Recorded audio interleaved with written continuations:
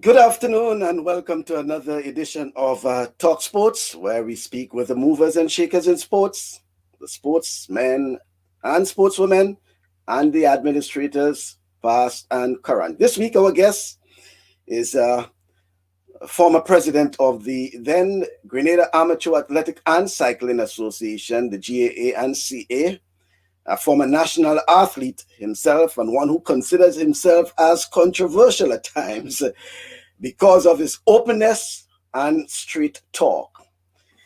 Well, George Goatie Robinson joins us live from his home and what I call a mini sports museum in the nation's capital, St. George's. And I welcome Mr. George Goatie Robinson. Good afternoon, Mr. Robinson.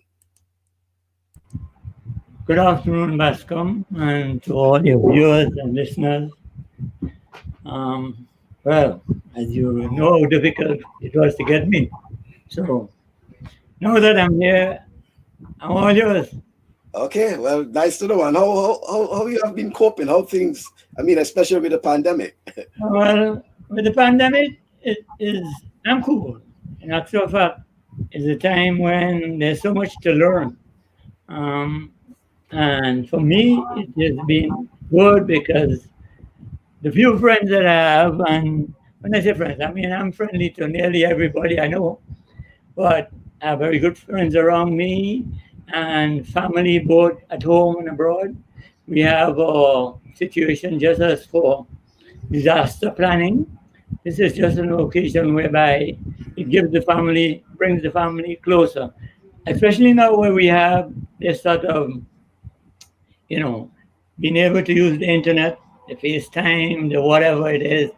I'm just there holding on, but there's always some family connection, something that we always was close. But I think it was one thing that COVID brought. It brought us together more with regards to communicating, knowing that each and everyone is well. So that is one of the more positive things for me. Health-wise, I'm okay. Home, going to the beach in the afternoons, playing my cards. I haven't gotten the time to go out fishing as I normally would do.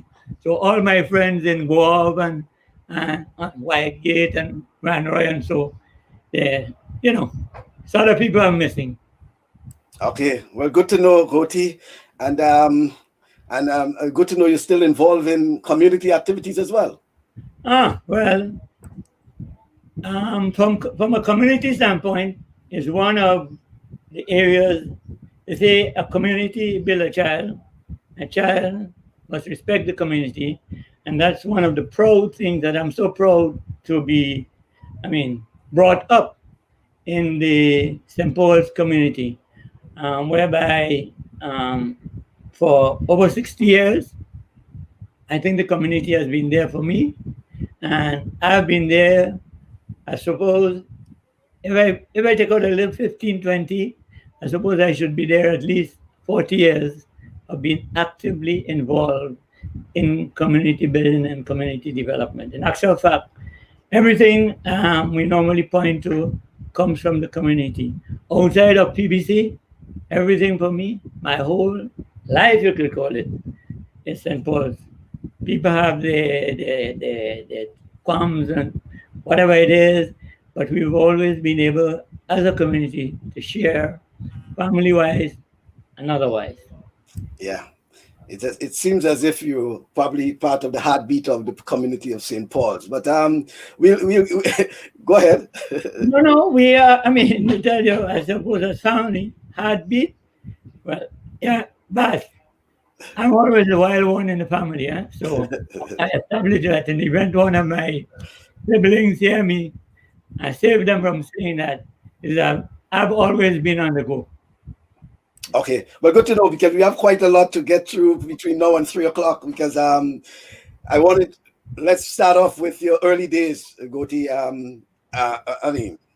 You said that you started, well, competitiveness in terms of track and field, because that's where a lot of folks really know Goatie Robinson, involving track and field as an athlete and then as an administrator and even as an official up to recent as probably 2019. But how you got involved in sports in particular in Grenada? Because I'm certain track and field wasn't only your mainstay in terms of sports.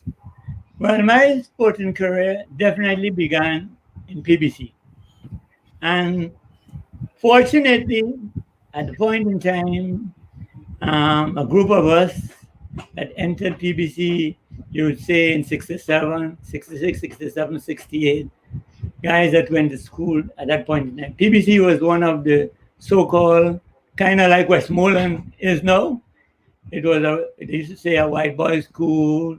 We used to wear white pants and white shirt. Until you get Form 2, you wore short pants. And, that sort of stigma that they had on the school. GBSS was always that school with I mean, the two schools as we met it, they competed in sports and academics. All boys sports being played. I think the actual fact the intercall started in 40 with CBSS and PBC in competition and was later joined by SAS under Mr. Julian. Anyway, that is part of the history. That is what I've learned. I think I have some documentation that could confirm that. But me being a student in 1967, by then we were intercall. We started participating. My friends, they're a group of young people. Most of them are either doctors, or teachers, administrators, or whatever it is, all parts of the world. I'm one of the few that is still here remaining in Grenada. A few of them have returned, but we in PBC had the challenge of making sure that we would be as good as GBSS, and that would only be in sports, because as far as we were concerned, college extinction was there for academics. They had a very good cadet corps, but academics was what PBC was seen as by the rest of the country. GBSS was the sport, the academics, and everything. We decided we would change that.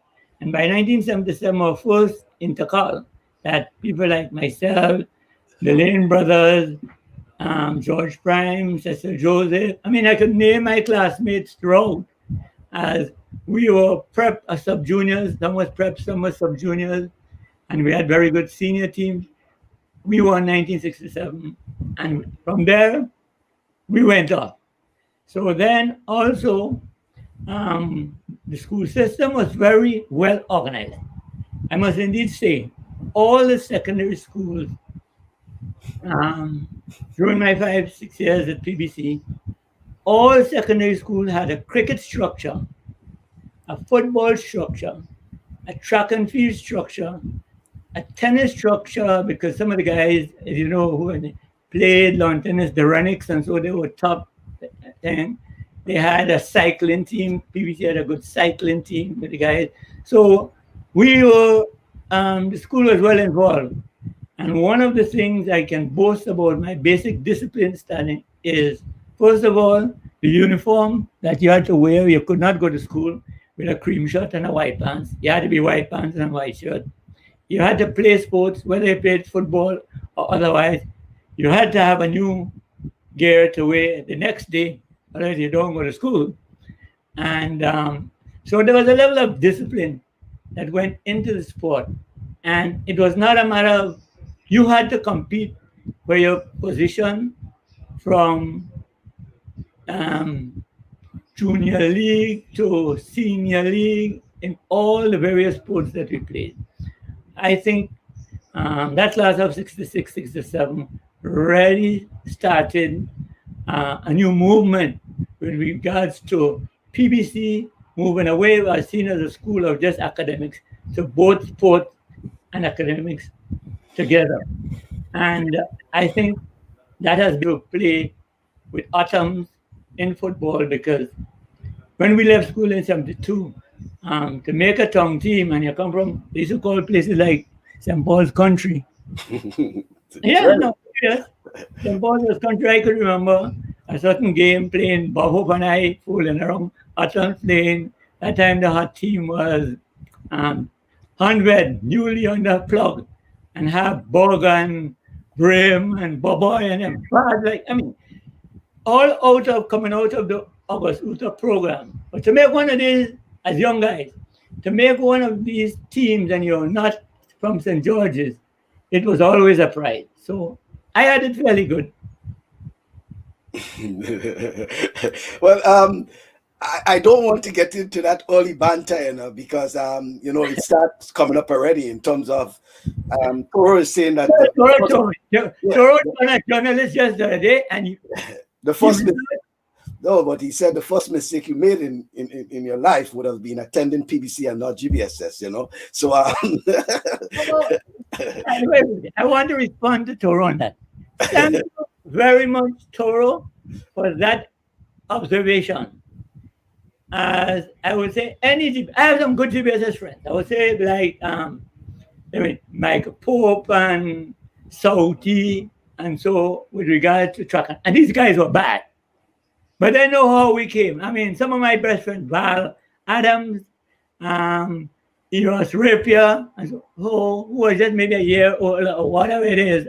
Or sometimes I didn't realize I was older than some of these guys, very much so. And so when I went to BBC, my other brother, Dudley O'Brien, went to GBSS, and I felt I was the king. I went to the right one. So tell Toro that, put that in the pipe and smoke it. You know it comes from home. All right. Well, that's good enough. The country talk always motivating me. All right, Hazel. Hazel always locked on. Hazel and Regis Buckles. But Goatie, in those early years, how was the competition like? Especially in track and field. I mean, I know you were involved in, football as well. Yeah. But in terms of track and field, which was your mainstay? Yeah, because track and field is a part of my life. I remember my brother doing a thing and saying that tennis is life. He's now in New York. And I always said, for me, track and field is my life.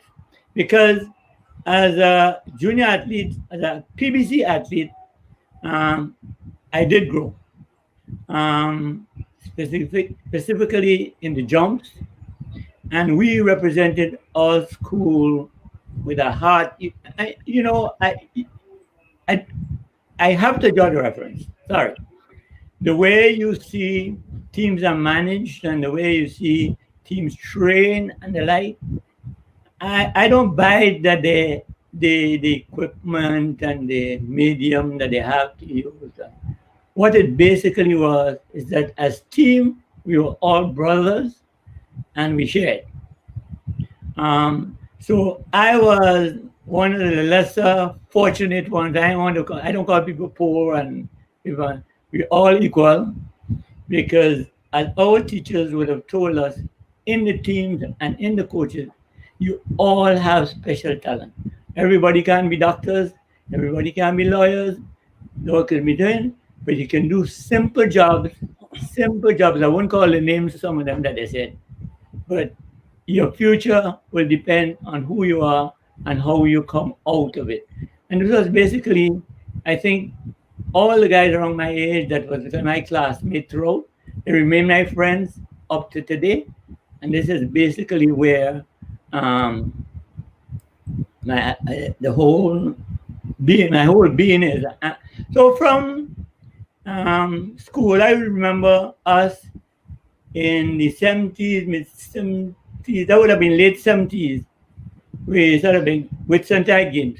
Whitsuntide Games was the Maca event, the Maca event, I could say to you, in the OECS and even in the wider Caribbean region. We had cyclists and top athletes, the Hazley Crawfords, to name it. We had the older athletes like Mr. Clouden and Mr. Francis and who went out before and set the base so that we had from Suriname, from Trinidad and Tobago, from Barbados, even as far as Jamaica. They would come to Grenada for the Whitsuntide Games. So we as junior athletes and coming out, we always wanted to be part of that. Our school did not allow us to compete if in Whitsuntide, if the school had a team in at Whitsuntide. The other thing is Whitsuntide always fell when we were doing exams. I could remember the Lane brothers, Joe Cummins and so, leaving, we had to have to play a football game or there's a track meet going on. You go first, you do your exam, and you're ready to come and compete at your best. So we learned to mix both schoolwork, where there was no compromise, and all of most of us track and field. So when we didn't compete and we left school, some went to Striders. I think it was with Tony Henry, one of our better coaches that we've had. The other went with Jetstar. That was Gordon Ward and others. And that was our brain. So from step to step, then we went on to the character. It was the same coaches, the same managers we had until we ourselves got into officiating and coaching. And I am proud to say that we they were our mentors. And up to today, a lot of these people, even I could remember I am being Mr. Clouden boss and Mr. Clouden with regards to head of officiating or doing whatever it is. And he's so humble. I mean, Mr. Clouden is, I know, but he would never call me good. He would say, Mr. Robinson, and then I would have to encourage him. Everybody don't know my name. Call me so. Things like that. So it was also the mentoring that we got. So from one stage, we went in, and then there was the character, and you move from character to senior, and that was the way it was. Okay, but during those years, and I will call it probably formative years in particular, who are some of the other household names you will probably want to associate athletics with? I mean, we have grown up with the likes of the Donald Pierre and others and things, but the Goatie Robinson in the 80s, especially the late 80s and into the 90s, were then into more or less administration, because I think by then you would have retired from active track and field, although you used to try a thing now and again, But yeah, but who are those athletes you probably will want to make mention of during those early formative years? Well, I would say there were definitely in my time a few standouts. I would know of those before. I think even with people like Mr. Robbie and so were competing. Up to today, before Kirani, and I sticking at Kirani, with all due respect to Francis and all others who would have competed at Olympics and for hundreds and the like, they are specialists. They were specialists for 100, whatever it is. And at the end of the day, if I think the best overall athlete I've seen in Caribbean, outside of one Torino, was that guy Donald Pierre. I would think in the late 70s, 80s, in the 70s, 80s, Donald could have won from the marathon to the 200. I am put him in the one because they were always quick, fast. And if he decided to tumble you down when he meet with the smaller hoops, he would do it too. So for outstanding, he was the most outstanding. I remember my days in PBC or whatever it is. I sort of would have been. I recognized as a PBC athlete and member of the Grenada character team and the like. I think I became outstanding and well known, more or less, the last 2 or 3 competitions that I did in Grenada, which would have been around 81, 82. But they were outstanding people. I would always remember the Oliver Lake, high jumper, long jumper. I just love to see that guy. He was so smooth. He was so good with regards to jump that I ended up wanting to be a jumper. There was Dr. Dunstan Campbell, who I think was mentored by people like policeman. Oh gosh, I can't remember his name now. But he also made the national team with young guys. Lawrence, I think, was his name, right? Michael Pope. I'm talking about people like Dunstan and Lake and who went to GBSS that I knew. And then I remember doing some research about the ladies. You would have Edith Wilson from SAS. I suppose you would have heard a lot. People, one of the things that I think I was trying to, but again, remember, I never worked in sport. I always had a job. I always was a volunteer. So I really didn't have time to meet or know some of these people. I heard about Paul Pierre from SAS. There was Ellen, I think of Belgrave from high school. There would have been before times. Evelyn Maitland, he had passed during the 1983. There was Michael Pope. But everybody know the Lane brothers, my brothers, Raymond and Roy. The girls, we had Michelle Hercules, and Michelle was on the program, so she could have spoken about the Esther Williams and so. And then when I went into the coaching sector of it, there were very outstanding athletes that I have even traveled with from Carifta. If I should just basically name a few, people like Esther Williams, but just to everybody know. The Morris Bull Williams, Jenny Boca, there was another Esther Williams. And then I must say, one of the highlights of my time in as president chairman was that of when we had the OECS games. We had a cadre of athletes, and most of them came from St. Andrews and the like. Yeah? I was born living in town. I could remember Trevor Modest, George, you know George I'm talking about, Devon George, Eugene Licorice, my dear friend Dr. Walter Simmons, he was a SAS athlete, Little Dubisette, Kenneth Augustine. These are people, and even the last one of them that I still have special, respect for, and very Grenadian, few Grenadians might know him, is a young man, Nigel John, whom basically I coached, and was the first, I think he was the first Wesley College athlete to win a medal, and it was a gold medal in the 400 meters. And if anybody had bet me that year, I told them there was a dark horse in the race. I think it must have been 92 or 93. And it's a Wesley College boy that will win the 400 meters. So said, so done. He is now competing in the Masters, World Masters game and doing quite well. Up to last year, you see the shirt? I was at the World Master regional meet and promised that I would have been with them, or two or three of them, at this year's Masters that's supposed to have been in Toronto.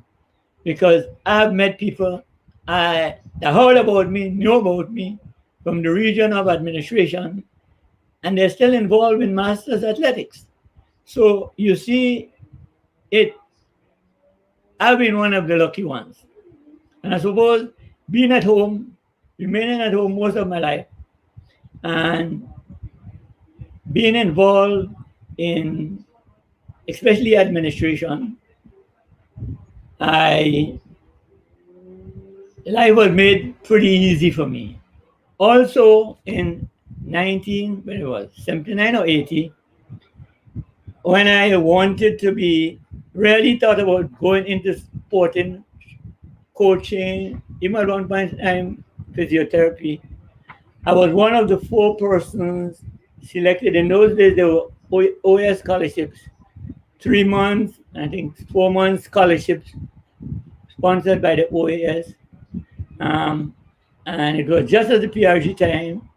And myself as track and field, Pussy Redhead as basketball, deceased Kenny Hobson, and the forever faithful Tyrone Harbin, or, Tyrone was like father, brother, everything to us.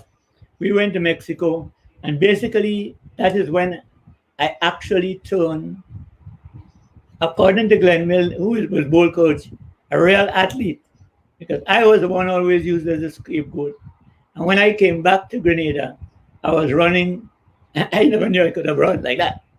So there's a lot of fortunate opportunities I had in my sporting career, and I didn't do too badly with regards to coaching, because in those days, example, when Conrad returned with the most experience, being trained and as an athlete in Cuba, we always shared knowledge. I mean, just as we all learn today, if you want to be involved, you have to keep abreast with technique. However, I Mhm. always say the basic, you could have as much, you have to be in somewhere like the States. If you live in any of the small islands and you don't get an opportunity to go out there and everything, you could be very good and reach standards of qualifying for CAC and for Olympics, because we have done that. It is still there. The talent is still here in Grenada.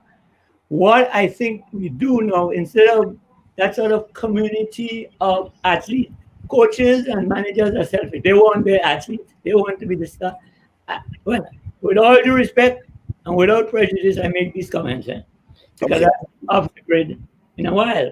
But to me, that is what it looked like. That is what, I do not know how much bonding I am in intercall, and the kind of bonding I see is not the bonding we had that made us great. Of Okay. both. Just let me see. Hold on. Let me see if we can get. I think I may have. Let me see if this is.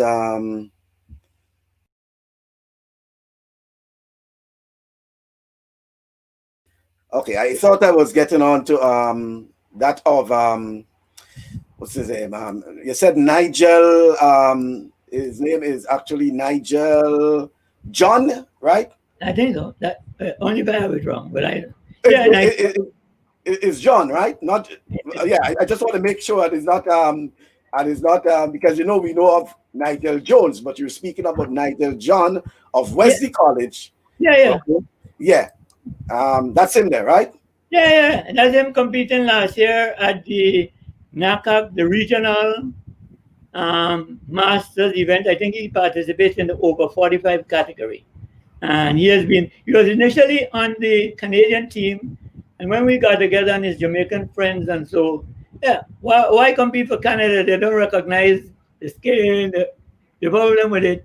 So you Mhm. have a nation that you could represent. And he has been Okay. representing us proudly. Last year he won, I think, the one, the two, and the four in the over 45 category. And mind you, I was amazed to see the real big boys with the money not there. But a lot of the old American good athletes, great athletes, they participate in this because they pay their way, and that is their retirement. I mean, I met some guys and them, that is the greatest retirement they have, having What these games. what is I mean, looking at you, Goatie, at least your age, your involvement, you're looking as an as an athlete yourself. Okay, Just, I don't know what is causing that, but just me. but I'm saying with all that's going on, Goatie, and I think there are quite a number of folks like you that are still on the healthy side, taking physical fitness very serious. What's about having some Masters Championship like how Nigel John is participating First thing, don't judge the book by the cover. in? Anyway, you see, a few years, and Nigel got into it with some encouragement for me. You remember once I was in Canada where I could, and yeah, and Nigel and a few Jamaican friends, and I think a friend from St. Vincent, they train well in Canada. You could be 90 and be active and be in sport. You link with the right people. I remember, I think it was 2002, I was still keen on, encouraged by, God bless his soul, deceased, Fat George. Yeah, the that's the Yeah, Yeah, the I short know who put. you're speaking about. The shot put and discus. Yeah, yeah, When his name will come back.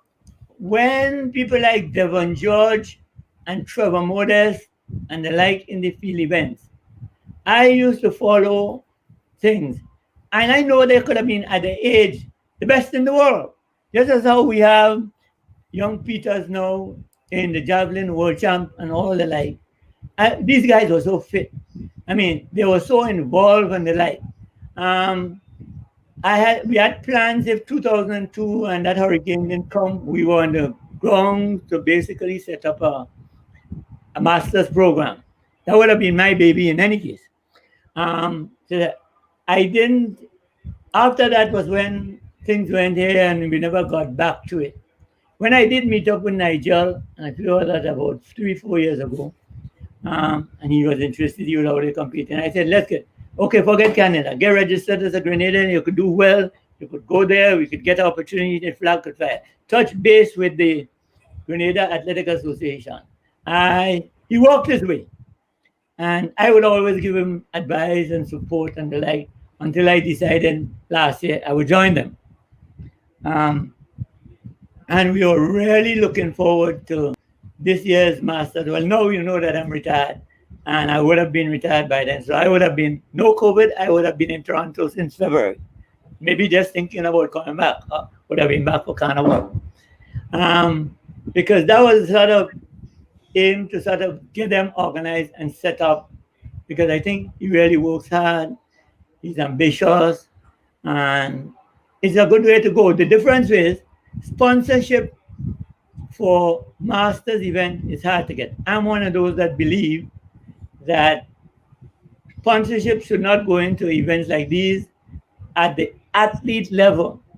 If you want to compete, it's about you, you build yourself, because money should be going to the programs for the development of youth. I won't take, no matter what it is, to go there looking to compete for money or prizes, or getting sponsorship when there's so many programs that needs the money. That's one of the issues I have with our association or people who involve in sports, that um, we have never been really truly been able to get that real kind of money, because I've seen so many of our talented athletes go down the drain.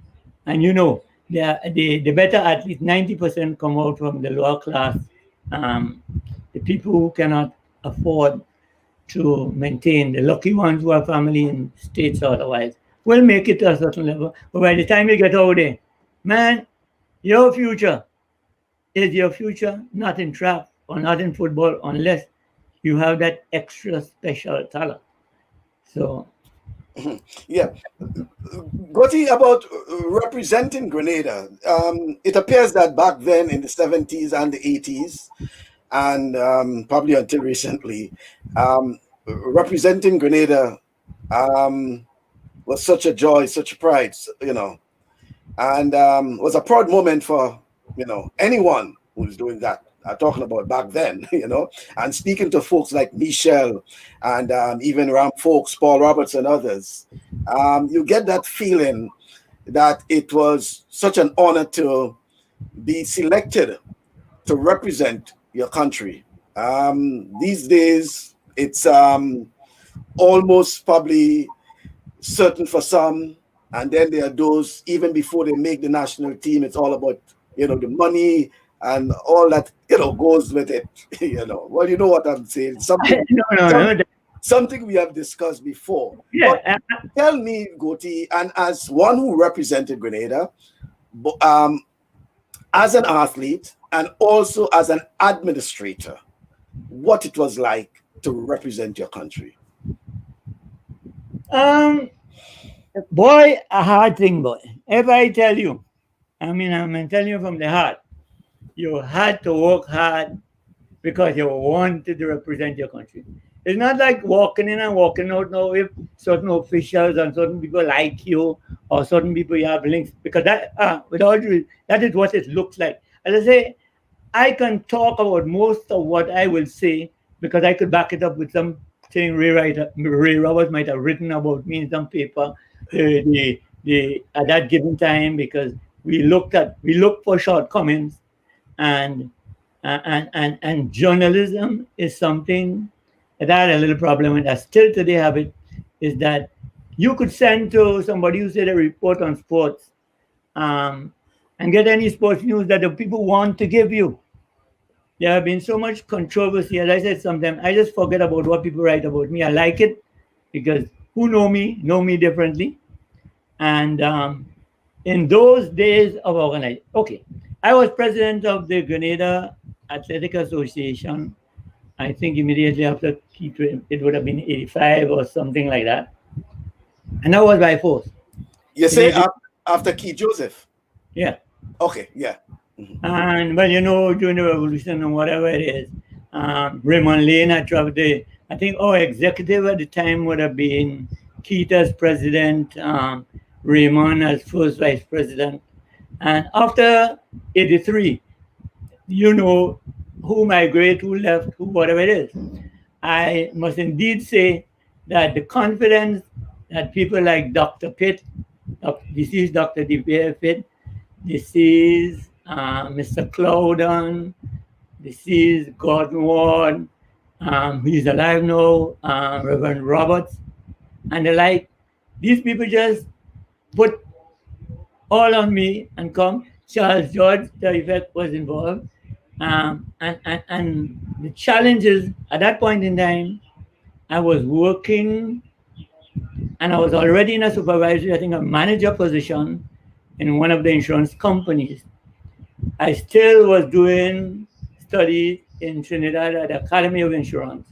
And one of the things I remember, principal of the academy who sort of adopted me as a son says, look, George, when you become a manager or you become the leader, it's not about you. It is whereby people is going to like you.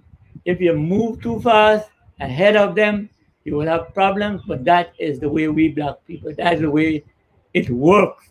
And I'm talking now about 85, 86, and that period of time. So in fact, that was basically when I was learning to be somebody in charge. I was operating as coach, manager, athlete, all at the same time. And I had to decide, look, if it's this where you are, this is what you must do. And my first period as president of the Athletic Association was a very good one. That was a period when we had things like the OECS games and the like. And we had good success. We had a lot of athletes and new athletes coming in. And then the 1990 elections, I think it was, when I was again president, that was my first challenge to that, where I really had to compete of being voted into office. If I have it right, I was the president elect. Bobby Benjamin, who had returned to Grenada at the time, was the second vice president. There it is. Gordon Ward was the Bobby was the first vice president. Gordon Ward, the second vice president. Then you had Vida as the secretary. The assistant was Louisa Chase. And then you had Tira Grant. And then you had Alice or Alvin Clouden, I think. And well, you had, I think it was the trustees. But then you had a cycling representative. Yeah, at that point in time, well, Hayden and I, good buddies way back from childhood and the like.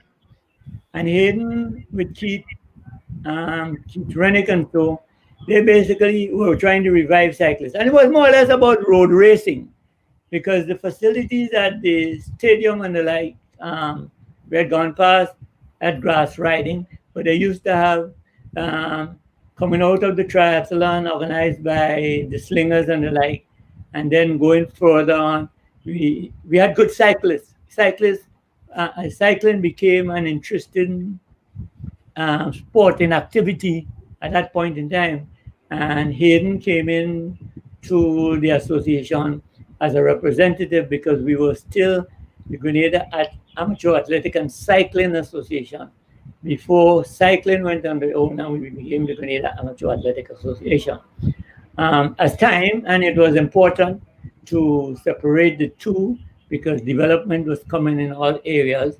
And I always say, because of the people involved and the position they have, that was when track and field took all the energies that people became wanting to be this, wanting to be that official. They didn't like you, so they would make sure that they vote you out or get you out.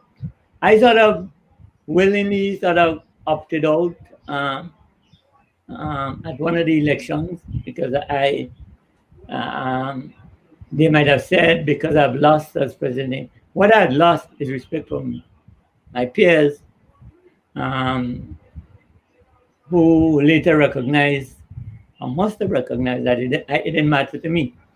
And then I was, after 2 years of Mr. Benjamin's leadership or whatever it is, there was this country tongue thing started to come back in. Something I worked on during the revolution in the 80s.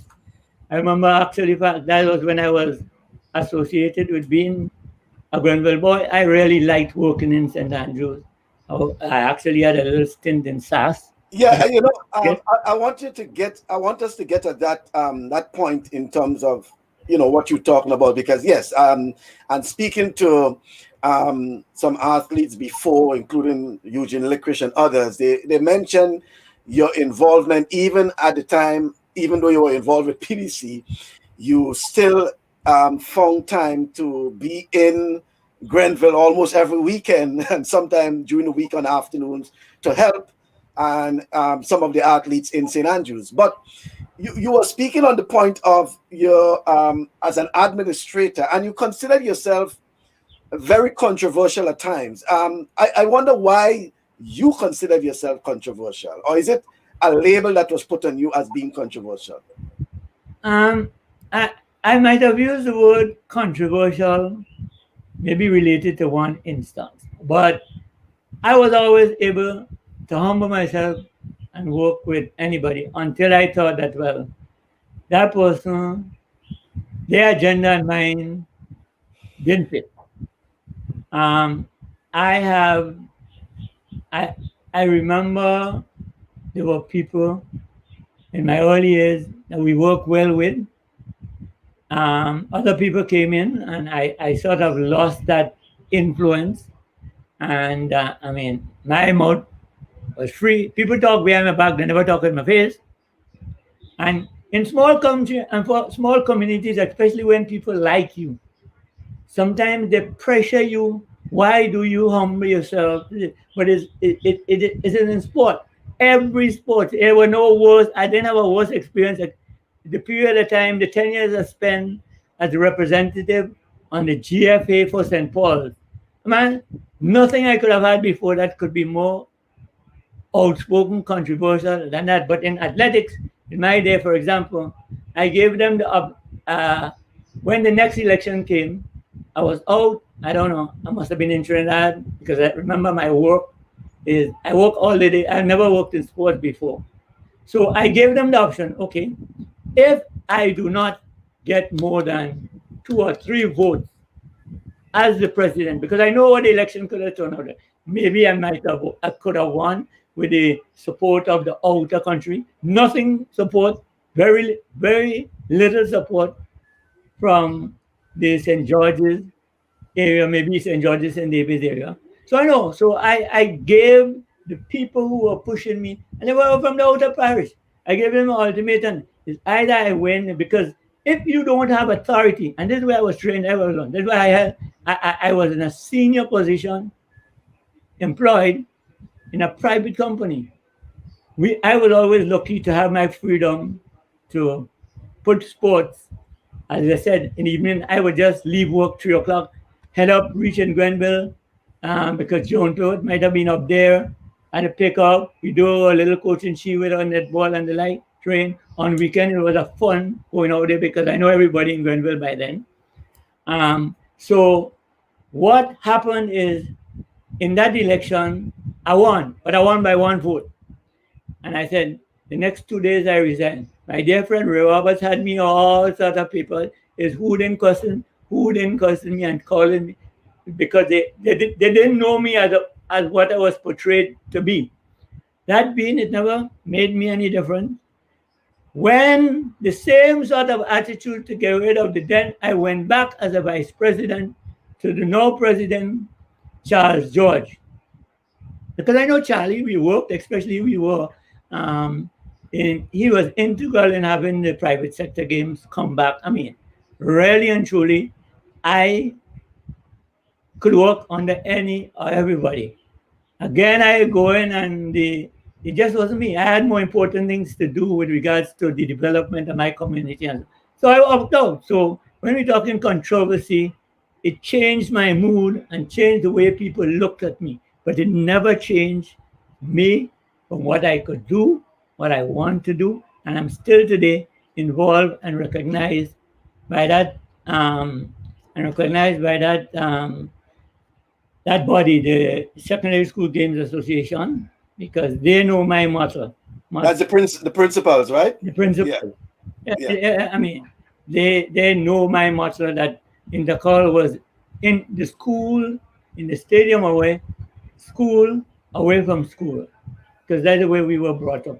So, and I believe that Mr. Victor Ashby and brother Dominic Jeremiah had that sort of trust in you in that they kept you for all these years in terms of assisting and running the intercall championships. well, as I say, that is the way I was privileged in the sense of having the time and having good employers, because that in itself is a factor. I remember my dear friend Jenny Woodruff when I went to work at the Bristols. I mean, we had the means, we didn't have anything, but we had to be up there with the best and do the things. This is John Diabo alive, all the whole thing. We got it done. People, resources came because we weren't getting it in sponsorship. Nobody giving you the money. But if you go to them for X, Y, and Z specific, including the use of their facilities, all the thing machine in those days we used, those typewriters and the whatnot, and you had to roll the programs, all the nights in GBSS and high school and that, where you use that, they had these committed. Another thing, those officials, there was another thing too that was very, very important in what sport in general was. That of the discipline of the respect elderly folks had on the younger ones like me, I suppose who was there, Mr. St. John and so before Ram, Plug and so before those things, is that the discipline installed in us and how to get things done. I mean, we could have moved mountains without the kind of a quarter the finance of what is available now. You know, a tenth of it, let me not even say a quarter, because people respected your efforts. Everything today is that if you don't give an athlete, and I don't blame, mind you, I don't blame the athletes. I don't know where the blame is to go, but it's the world throughout, I suppose. It's either you pay or you're in. Okay.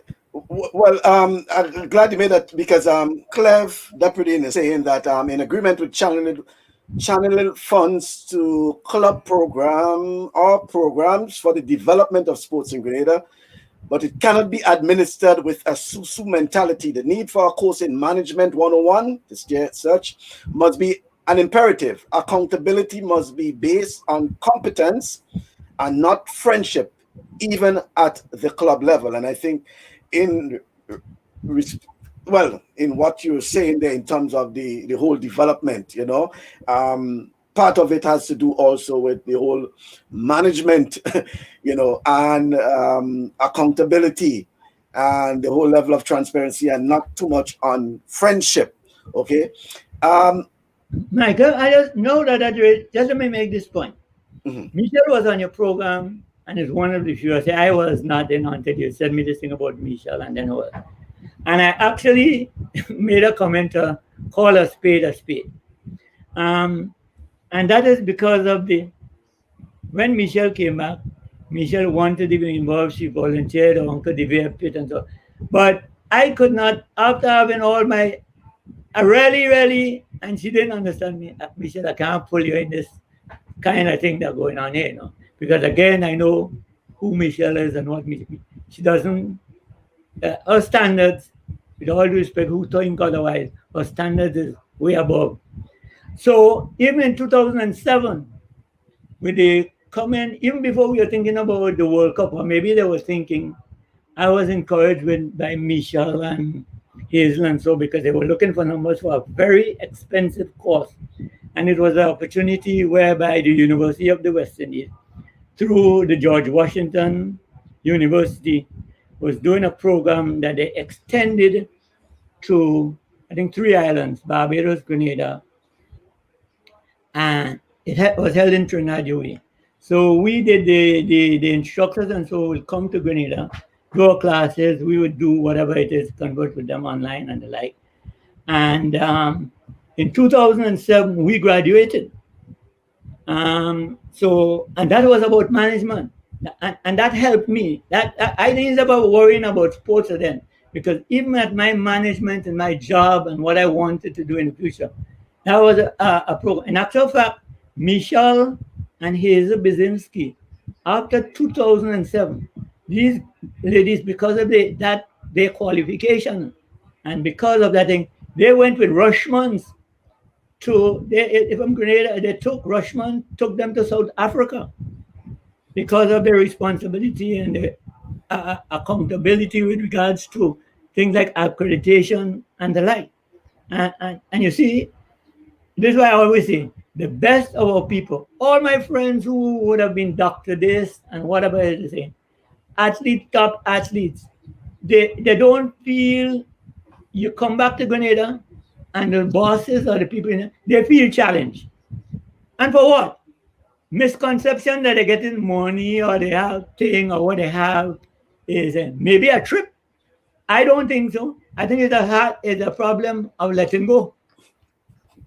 And that is where a lot of us have problems. Plain talk, bad manners. And and are you That's saying and are you saying because of this plain talk, bad manners, you being labeled as controversial? why it is I use the word you contribute, but I was done that. Yeah, but I wonder why you describe yourself as being controversial. You remember we were talking and I really misunderstood. I give you a glimpse of this is where I am here doing my thing.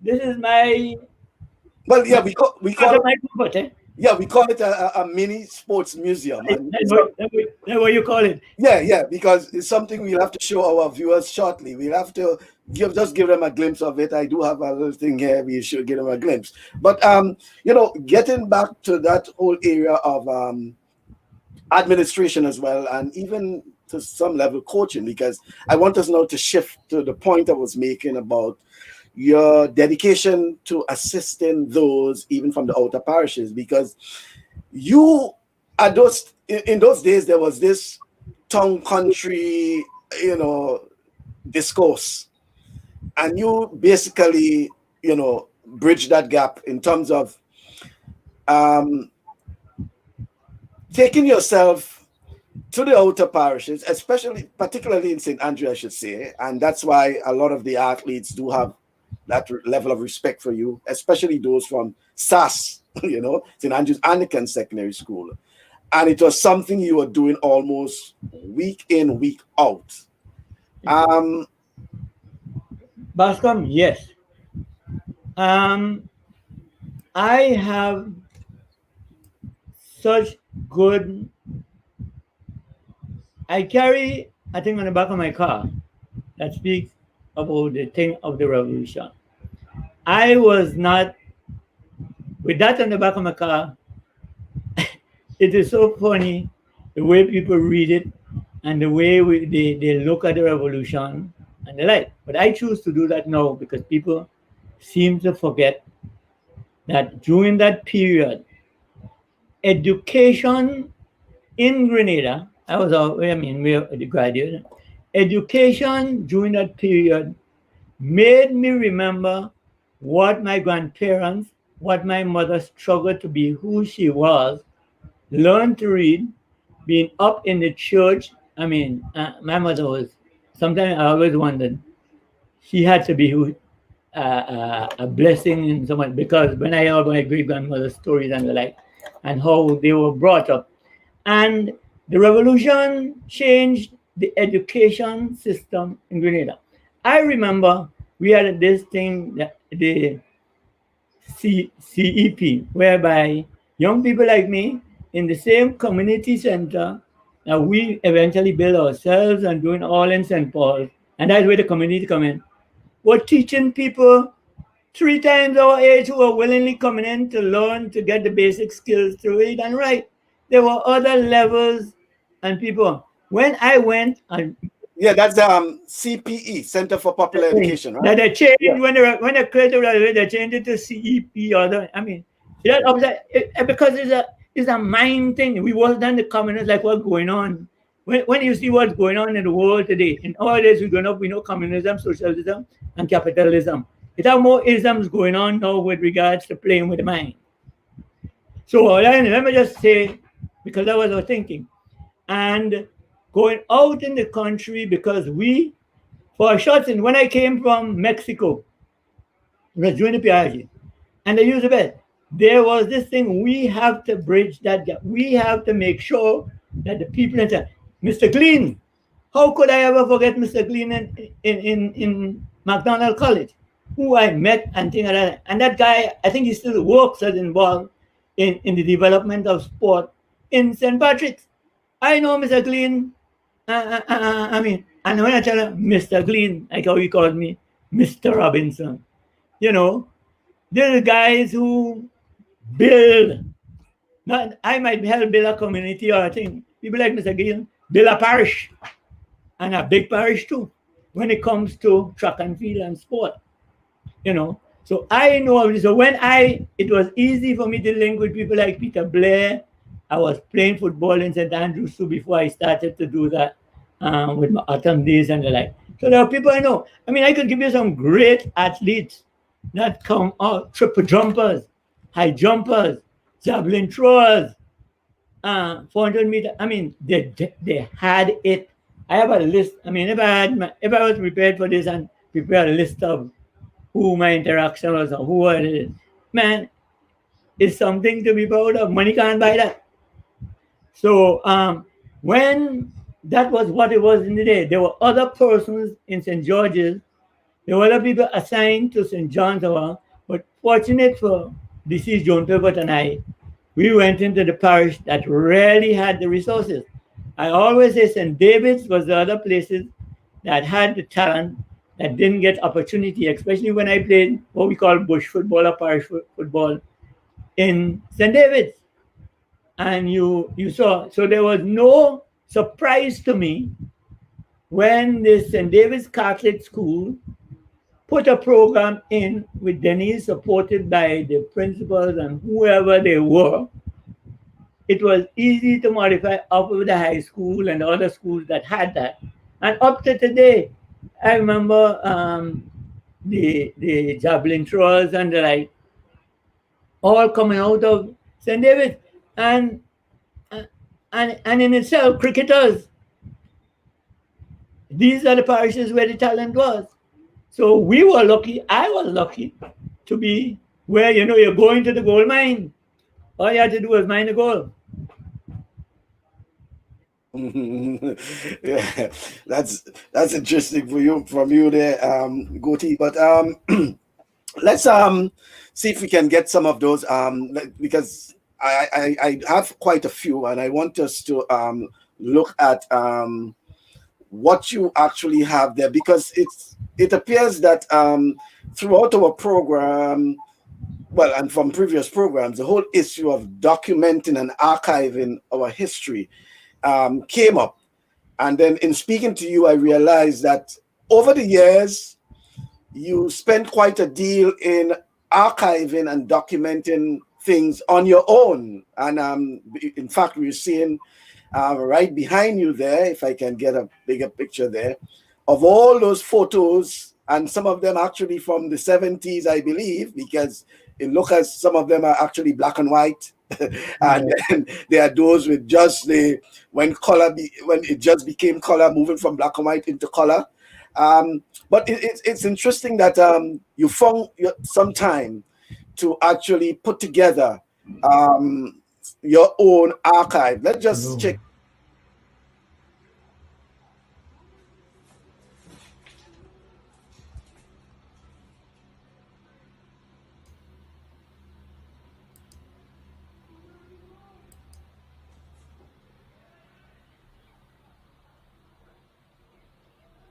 Um,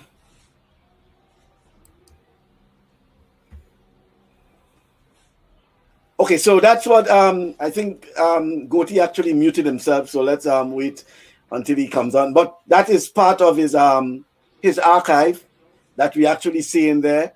And on the wall is photos of way back when, from PBC days, representing Grenada, club level, even during the revolution, intercall, just name it, photos, um, archiving, documenting. I'm seeing Trevor Modest and Jacinta Bartholomew along with Goatie. That would have been back in probably Olympics and CAC in the 80s.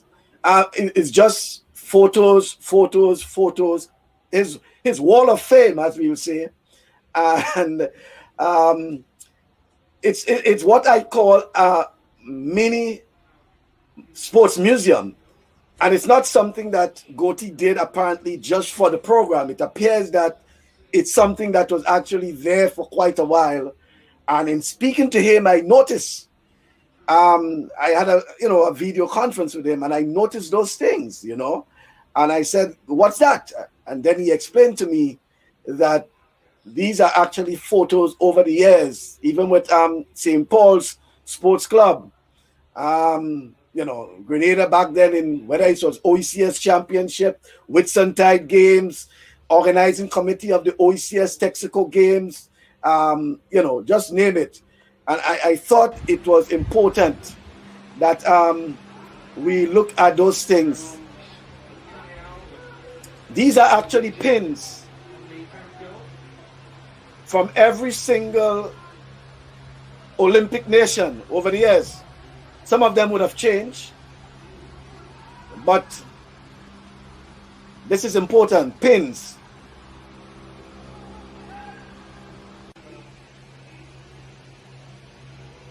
Of course, this 1967 PBC Intercall team.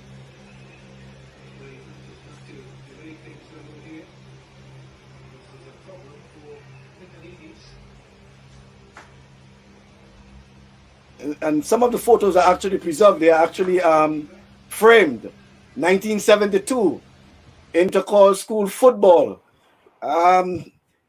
Goatie, I think a lot of folks will be jealous about that wall of fame in terms of how you have been able to, over the years, get these photos and keep those photos. They even survived Hurricanes Ivan and Emily and whatever else we had. I mean, luckily you're based in St. Paul's, which is not flood prone, but you're able to keep those things and preserve them for all these years.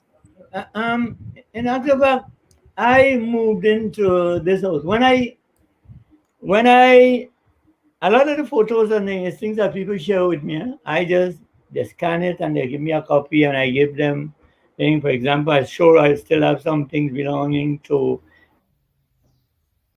Mason Francis, although I hear about some all those intercall programs from way back when that could have identified with me when I actually practically started to officiate.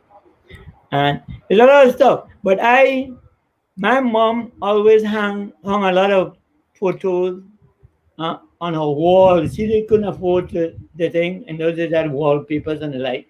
So I grew up. This is okay, my little study. My living room is where my family is. I walk in. My wife is in Toronto. I live alone. My son, fortunately, is downstairs. I have grandchild now and all that. Like, and it is just a matter of you see, you ask, and you find out. If I would really need a museum to really put up nearly everything. Yeah. Um, I, I I have asked people.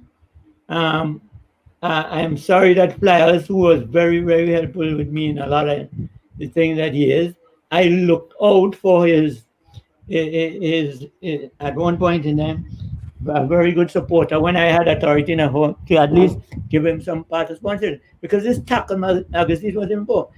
Speaking of which, that I think I still have a copy of what your newspaper you and Alvin had sometime. What year that was? Griot or something so? Oh, in the early days. Oh, there was the Great when, Magazine. The when you're Great like young, Magazine. I Yeah. think I even come across two of that sometime that I have somewhere thing with information and like. So I was just trying to find stuff that in my old age or sometime that I could share. Anything I have, because that's how I get to people. Don't even people never even people think that I work in sports all the days of my life. I never work in sports yet, except during the revolution when you went over there and well, you didn't get paid. Yeah, but the point of the archiving, because when whether it was Michel or Patrick Simmons or Paul Roberts or others, the point reiterated that the documenting and archiving of our sporting history very important, and whether in the form of pictures, whether in the form of videos, whether in the form of articles, very important for No article. yeah for generations to come to understand and appreciate what it was like then. And as Cleve say, he must give you kudos for your dedication and commitment, particularly with the intercall sporting event throughout the years. We must never allow expediency to overrule experience. And he concluded by saying very impressive pics, referring to the photographs. And it's something we have been discussing in terms of having somewhere that folks can, research our sporting history. Some time ago, about 3 weeks ago, someone sent me a message. They actually, and I think they at St. George's University, and they were doing a paper. Well, part of their studies had to do with um, Grenada sporting history, and they were trying to find out where they can start or where they can get information to do that research. Unfortunately, we do not have a library per se, a physical library, think existing physical library.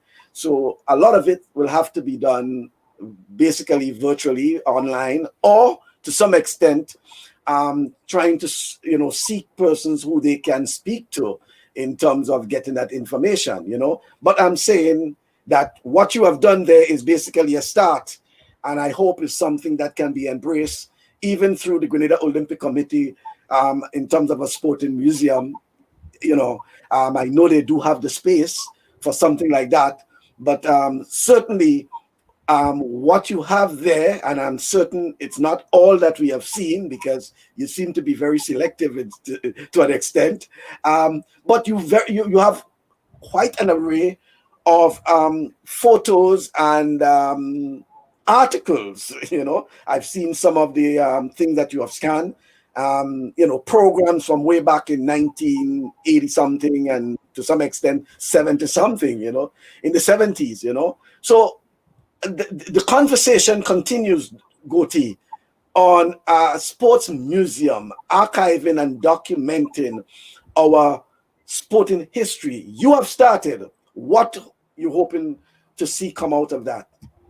Um, the truth, I what I start in what I like and what is me. there was Hugh Dolan, and I think that was about when, like everything else, when things popular, when things going on. I know Hugh interest in anything he starts and how to develop it and it.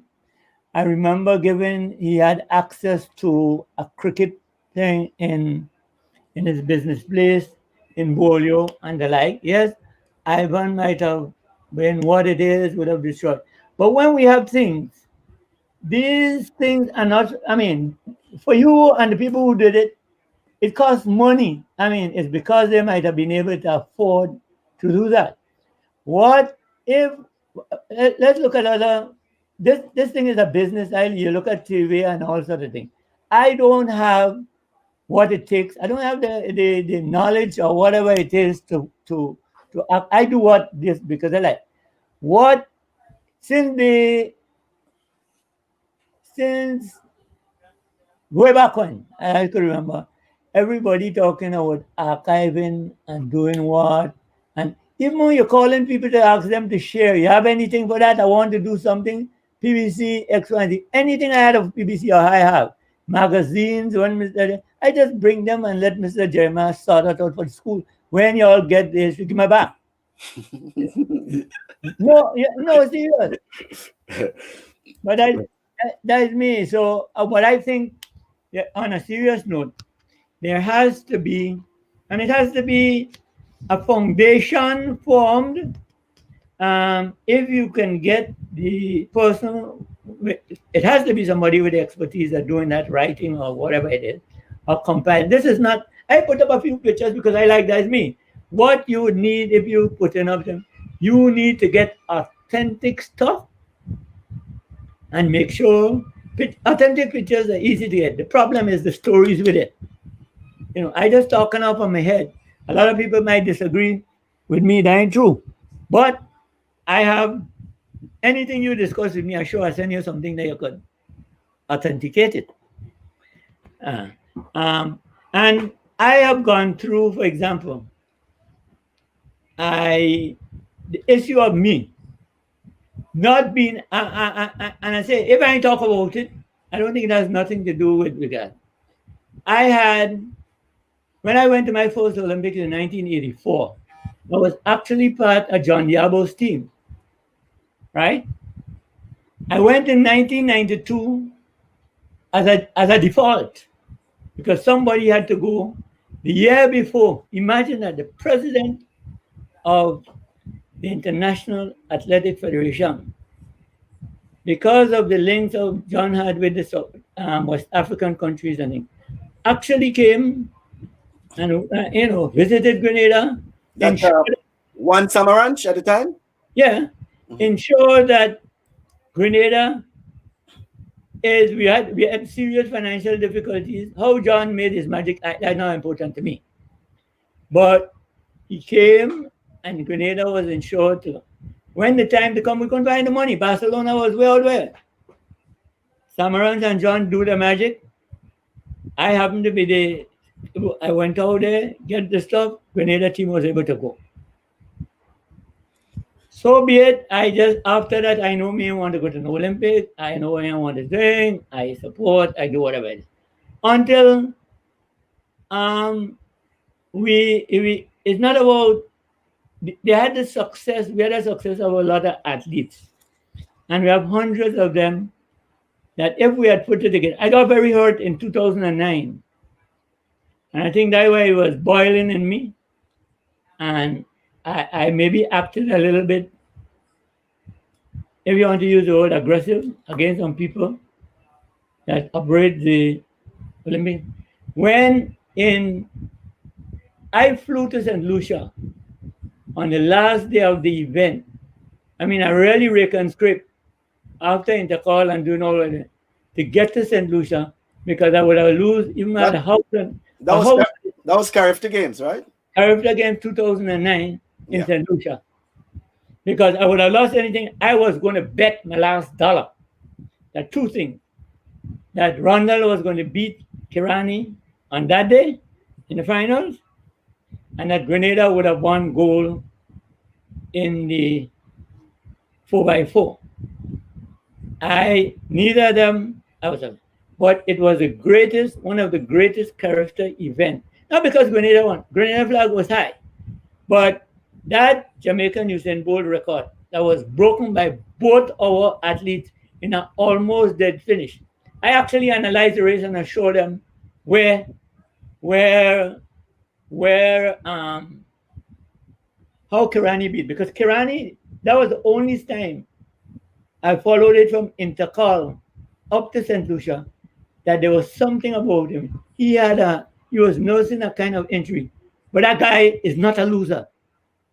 After that, I'm convinced up from that day, he is a winner and he will win at the highest level. After that event, both of them break up that bold record. And we were not even able to form a good 4x4 team when we had good fellas. I mean, we had some good athletes involved in that on that team. I was there, I heard the officials talking, and it was just a matter of some selfish arguments between the officials or whoever was in charge of them that we didn't have a place in the relay.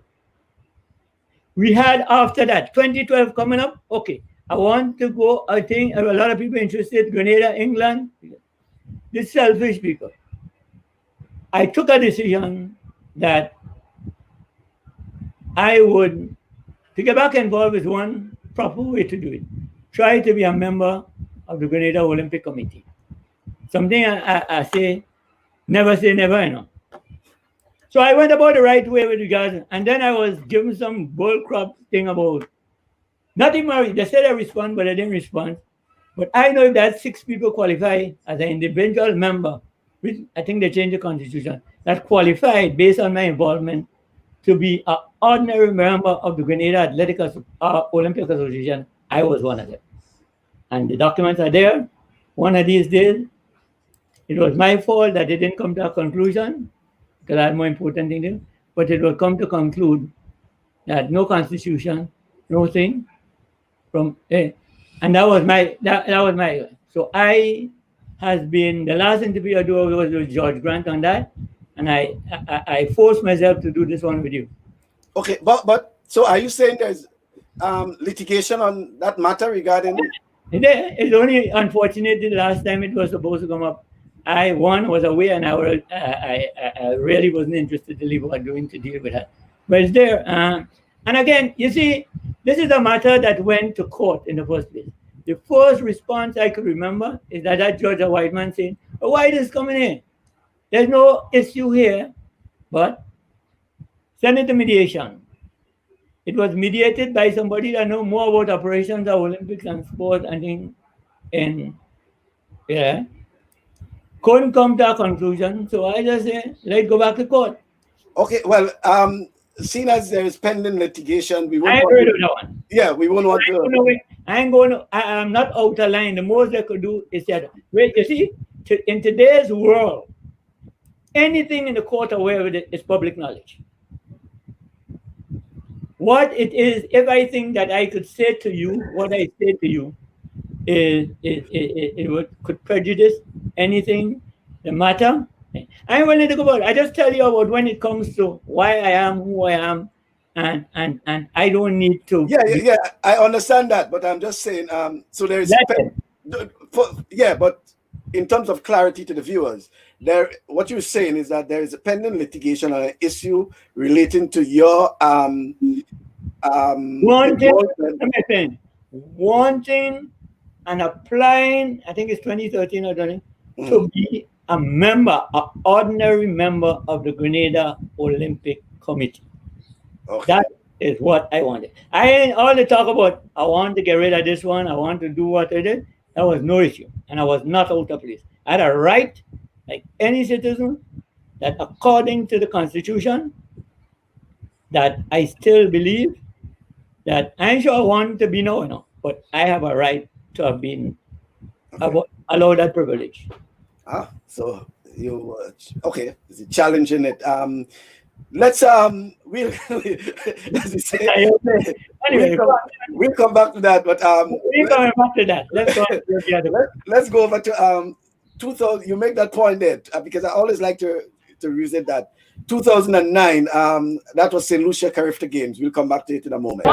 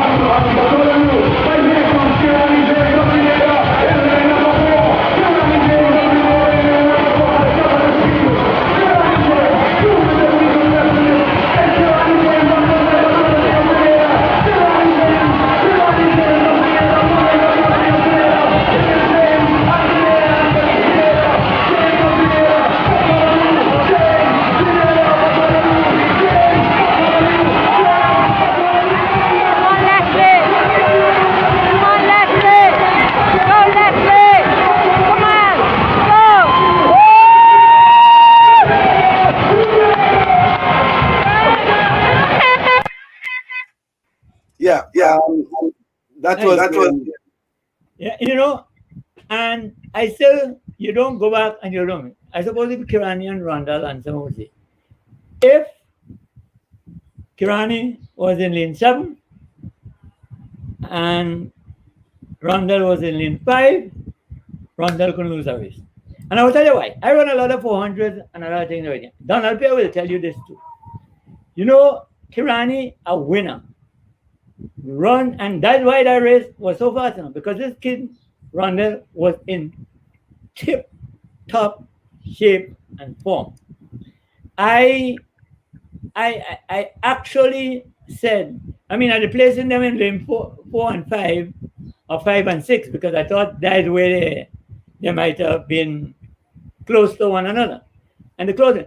So the fact that even Rondell comes wrong at a comfortable place and run back for about 30 meters and check the time in between their differences, he would have been in ever, and nobody is telling me, because I know when I run, I used to be, I know who in what lane and who I have to. At that point in 11, by 1983, 82, sorry, you train yourself. I train myself and give the thing at the time. I just don't want to run in Grenada for people to know I could run it at that old age. I happened to be in a relay team, and if that baton didn't fall, we would have, it was a team, we had Alexander start as Zush. He's in Toronto now. And as far as we are concerned, the person that had to give us the best lane was Conrad. So we mixed up our team in a kind of way that as long as I could get it, bring it to Conrad. We're supposed to have been way up front already. And Conrad, even though he bring it 5 meters behind to Pierre, but Conrad was the best 800 meter in the region at the time, because obviously he could run maybe a better photo than us. But Pierre, and unfortunately, that battle fall. Again, training and knowing when you know about it, I let things pass and I pick it up and I run. I know how good I was at the point in time. And we had to, we were just a few seconds outside of the Grenada national record that was there with PBC team all these years. Despite of all we lost we lost some good seconds by me waiting to pick up that battle, because if I didn't pick it up in the right place, our team would have been disqualified. And the experience of Zush that ran so well, maybe we didn't expect him, doing me and he, to be that good and that fast. But we had to win. As long as Donald Pierre ended, we know we had to win. So, and I'm saying, so we have all, that's why again, when I see the quality we had to go into 2012 Olympics or even the World Championship, we should have at least been the finals of any relay in the world at that time. But Goatie, a former quarter miler, administrator, and also involved in coach, and you keep lamenting we should have. What you think was the reason behind? What you think are the reasonings behind why Grenada except for probably participating or trying to. Well, I recall at the pen relays. I think it was 2012, 2011, 2012 pen relays. Grenada had a relay team there. They finished third, I think, outside. Yeah, third USA, Bahamas, and then Grenada with Kirani and Rondell. Joel Redhead was there, and I think the guy from Saint Kerry. Oh, Harry, yeah, Harry was also on the team. But over the years, with the likes of Kirani James, Rondell Bartholomew, even Braylon Taplin to an extent, when he came on in, Even before Brelan. well, yeah, I'm saying even up to when Braylon came onto the team and he first competed, represented Grenada. What do you think, as a former administrator yourself and one who has been involved in track and field and even at intercall and going throughout the region at character games on your own, looking on, what do you think could be the rationale why Grenada could not have had a relay team at least at some major international meet? My personal view. And probably intelligence as well. Yes, you're squeezing my head, my brain. You just flatten my brain there a little.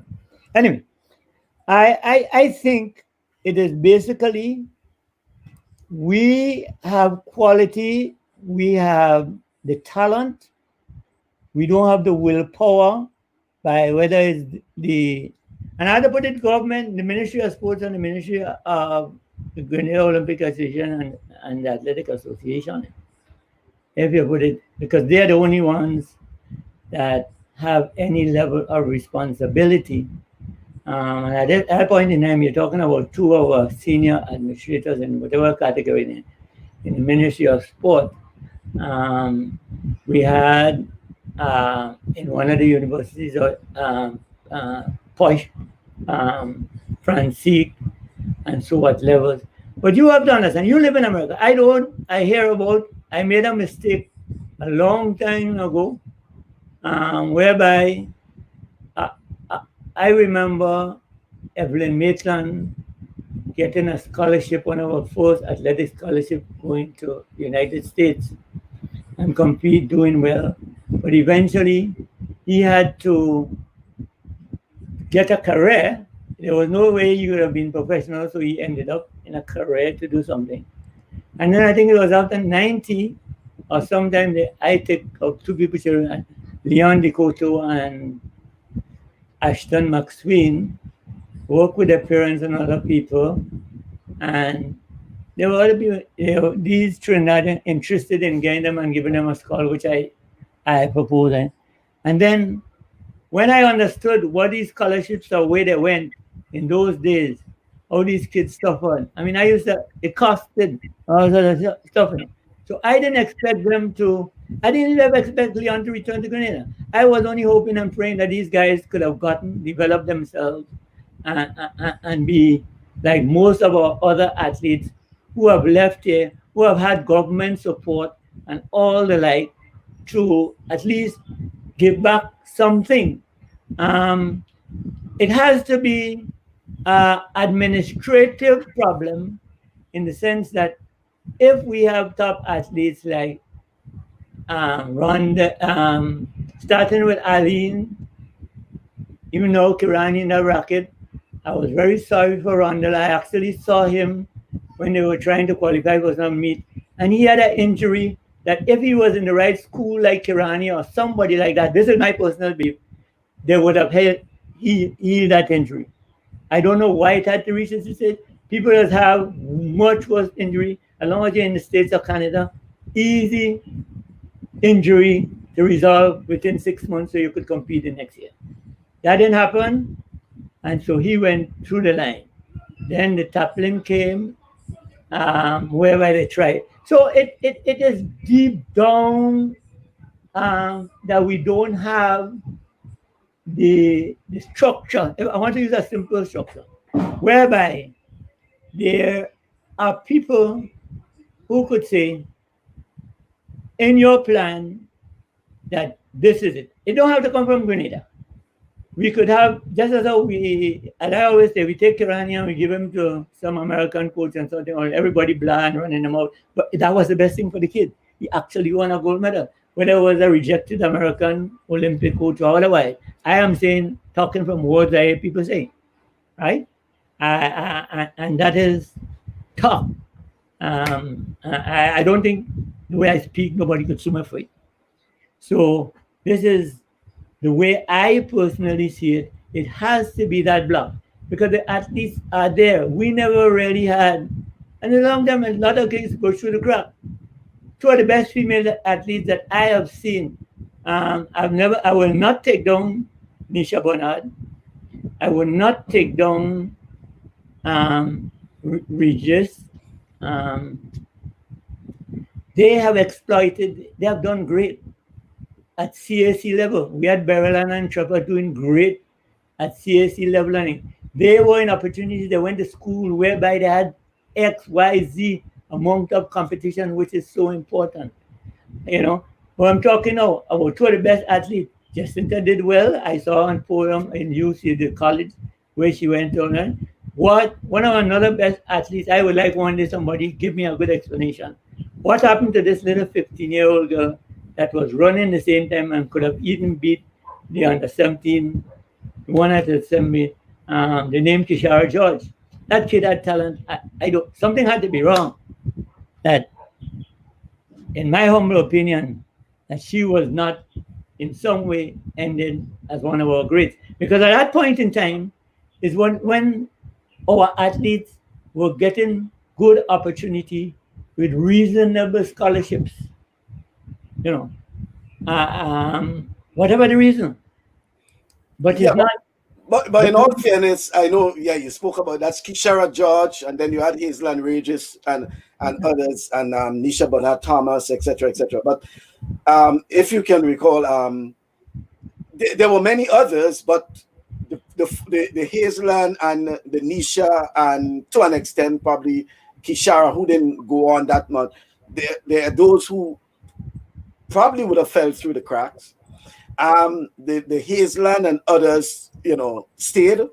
They represented Grenada. Some of them went on to a brief professionals, the brief professional circuit, as the case was Arlene Francique. So there were a few of those who, stuck around, and but the opportunity for them outside of an individual medal, because the argument has always been made for the men, for example, and we'll come to the female too. Kirani was always a medal prospect when you looked at him. But then there were others who, even though they were not, and they were competitive, there was the tune that they could have teamed up. And it's something I spoke to Kirani about, I recall, in 2014 at the Commonwealth Games in Glasgow, where he acknowledged that and said to me, not in an interview, but just in a discussion, if there is any way he can assist in any of those athletes getting to the podium, and it's something that is done through the American system, for example, through the relay, that, and a team effort, as in the case of the relay, is something that he is willing to do. And whenever he's asked, once it is asked within the period of time that he can fit into his schedule, he will be on it. But I think there's always the argument that Question to you. wait, there was always the argument that the request for these athletes to participate in a relay team is always being made after the fact, after they would have put in their schedule, after they would have made certain commitments in terms of meets, etc. And yes, you will say country first, but they have commitments with their sponsors, their international sponsors. They have those sort of commitments, and it's not something where they are waiting. And this week they'll say, okay, we're going to this meet next week, or they have a schedule, and sometimes the schedule is drawn up way in advance. I hope it doesn't get too dark because the sun where I am, I live in a Yeah. That's Yeah, this. but that's the point I'm making regarding the men. The women could be a bit different. Goatee, there could be a different argument with the women because yes, we may not have had the depth in terms of the women, but to the credit of probably the Grenada Olympic Committee to an extent, I know there have been a focus in terms of getting the women to qualify. They would have gone to St. Kitts, they have gone to Trinidad in terms of competition, putting them together. Nisha, Kanika, Trish, a few of those girls would have gone together in some couple of those meets. Yes, they may not have made the cut, but I think Grenada had good prospects, especially in the men, in terms of at least winning a medal. And you'll hear commentators saying year after year, especially at the level of the World Relays, for example, the commentators will make the point where it is there isn't a Grenada team when there's so many talents out there in terms of the quarter milers. We had at one point in time, we had the top, well, I shouldn't say the top three, but at least 3/4 milers who were ranked within the top 10 in the world. Easy. Three, 3/4 milers I ranked in the top 10 in the world. And you have teams who winning medals without one athlete ranked in the top 10. Something went wrong. Talk to us. Character gave 2009. Anyway, no, let me tell you this. I made the comment and I used the reference because are we looking at, and you made a point, you made 2 points that interest me. Your discussions with Kirani, your discussion, you think about the girls and what they're saying. If I, in my humble state, or the way that I think,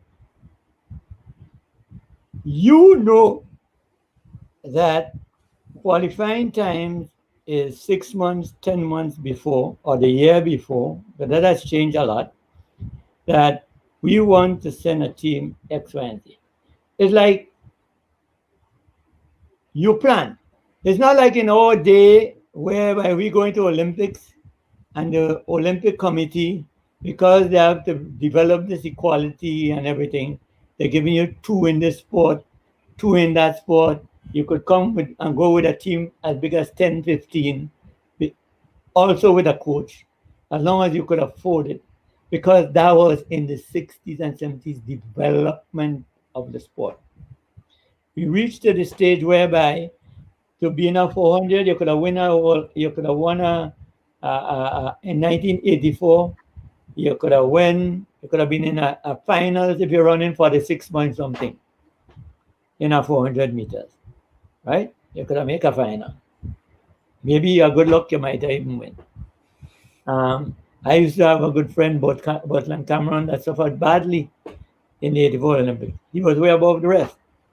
But so you speak to people and you understand what it is the Jamaican have a responsibility as a Jamaican athlete to want to be part of a team. But their wanting to be part of this team was not only their performance and decision, it was a management structure that they have that has no hypocrisy in it. You're either qualified to be one of them or you're not. I think a lot of our failures when it comes to putting it together is that the administrators and the people responsible for it, you could be qualified to do a lot of things, You might be certified to do a lot of things, But you just mightn't be qualified. Depends on the level of what it is that is demanded of you in a given time. As my old people used to say, the teacher could teach the student to be good.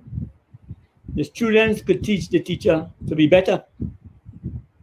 And if people like Kirani and so say they're willing, and for the length of time or whatever it is, these people must be heard. These are the people who know it and feel it. So why are they not heard? Who to blame or what to blame? I have not been involved. I could only talk. And I'm willing to do anything, get on a plane tomorrow, because that's all I like to do now.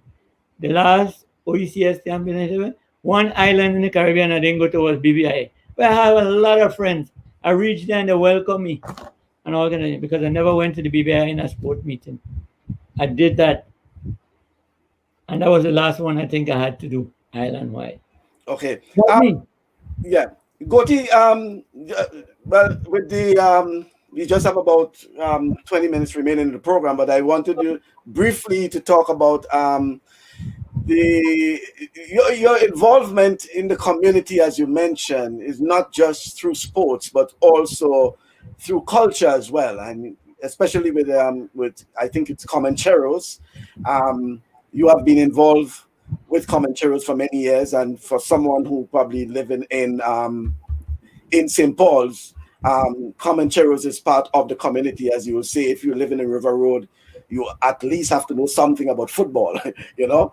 Um, how have you been involved, how you got involved in PAN in particular? Because, you know, a lot of it, as we realize, and I've been speaking to some of the sportsmen and sportswomen, there's somehow this linkage between sports and culture.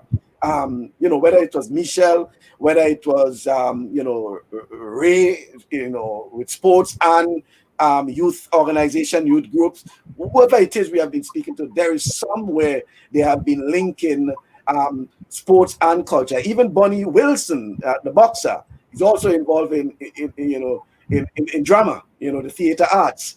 You know, how you have been able to get involved in PAN in the community? You're born into involved. You want to play band? Um, to be honest, the community in itself, Comancheros is a staple name. Okay. When I was still just leaving school, I had one ambition to play band. Sports was not anything there because in those days, Comancheros was a. I was playing pan and in school. As a man, I was a good pan player. When in 1972, Comancheros made our first record, we went to Barbados. Um, I just finished school, so I was allowed to go be part of the record making. We did fighting well. We did well with that. Comancheros tour for about 5 years on working with a German company on Russian ships or Italian ships doing West Africa, parts of Europe, Brazil. I mean, you can't count the amount of countries in those days. And playing pan was like we getting paid to have fun and to do that in those days. So I always wanted to do that, which I did 3 tours. The pan in itself, so I played pan all the life. Speaking of it, I left um, Barcelona before the team because I went ahead of them because I wanted to come back to Grenada to play pan. That is how pan was then. And the community. Then we had the St. Paul Sports Club. That was in the old community center yard that you learn to play football, you learn to play. And everybody played. We had competitions with guys from town where I always came and play football on rough old fields in Laborie and all that. So it always had that flavor. One of the things that I appreciate as still a member and even a playing member of Comancheros is the amount of youth that has come through that PAN system that that have moved on, that the band has helped to move from A to Z. So we reach back with the same young players, the Androgynous now the big arranger, back in doing it. The St. Paul Sports and Cultural Organization, build our own community center, come with it. Organize events. City of Lights, that was one of the greatest things in the country. Things to be proud of. But we now have the present youth or the present organization is only because of COVID. We did not have the St. Paul's Independence extravaganza that has been going for years. That keeps the community, get every child, every involved in some way of something to be proud of. I just happen to be one of the older ones around that's still active and respected. So I participate. But that is the kind of community spirit. A lot of communities have worked with us, joined with us, and has also developed. So, so it goes from strength to strength. Yeah, it's good to see that the that marriage in terms of sports and culture, and especially with the, you said it's the St. Paul Sports and Culture Organization. Is that Yeah, the correct name? that's what it is. Yeah, It's and Temple Sport Cultural and Development the Organization. development organization. Okay, and what's about the St. Paul's football team? Um, We that in itself, we over the period of time, that will controversy coming and all kind of thing. I was on my word. The team, St. Paul's senior team, has they're more or less, we are at a two-tier now. I have not been directly involved much, but the two-tier I speak about, I know that there's over 40s where the guys participating, and then we have on the 15 and on the 17 teams, and on the 15 teams that I am training, supported by the Grenada Football Association. You know the Football Association. They're working. They have the money of basically what it is, and has been going on.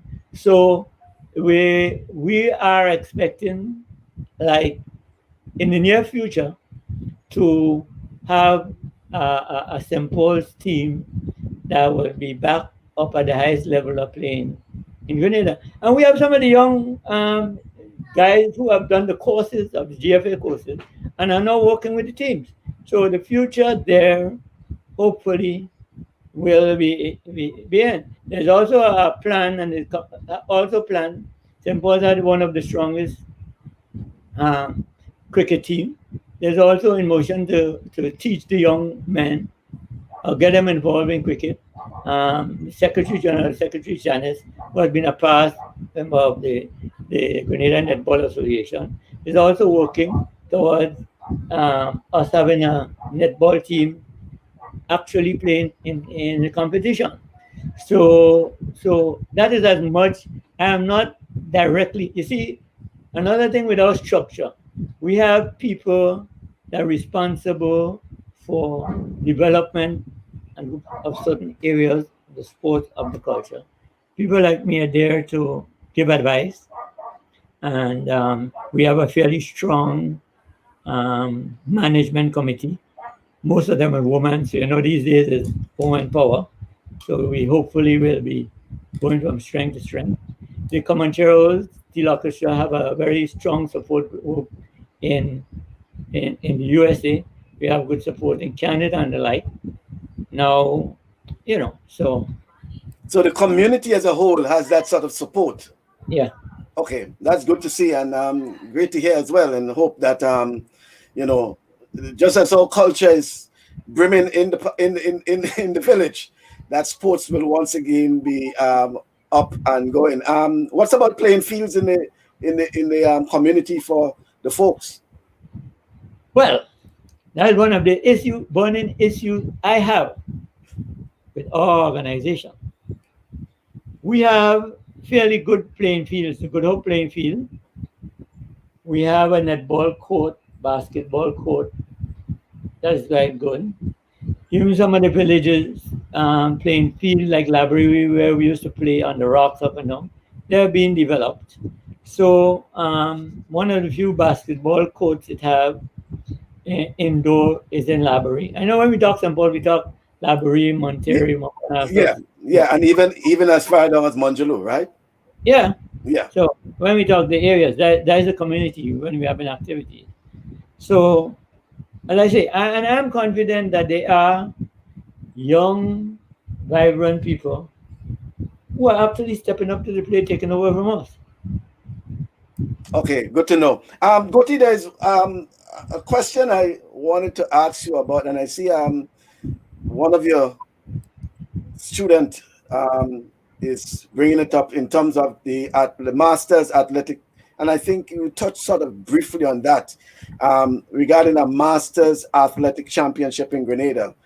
I know is something you have been thinking about, something you have given thought.